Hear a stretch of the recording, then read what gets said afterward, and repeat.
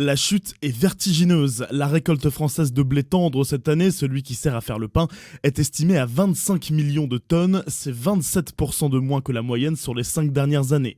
Didier Monceau est agriculteur céréalier à Marsainvilliers dans le Loiret et observe, impuissant, ces volumes de blé dégringoler. Le rendement économique, il est plus là, forcément, puisque la valeur du blé est, voilà, c'est 100, 180, 200 euros. Au lieu de récolter 85 ou 90 quintaux l'hectare, donc 9 tonnes, on n'en récupère que 7 tonnes, quoi.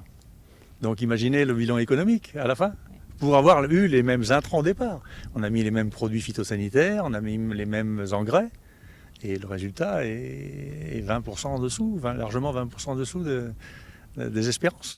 Manque d'ensoleillement, asphyxie des racines à cause de l'excès d'eau ou encore des températures trop fraîches au moment de la phase de reproduction. Conséquence, une chute du rendement de près de 19% par hectare cette année par rapport à la moyenne quinquennale.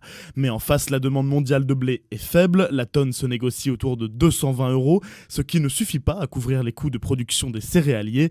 Et à quelques semaines de la récolte du colza et de l'orge, de nombreuses exploitations devraient avoir du mal à trouver les liquidités pour payer les semences.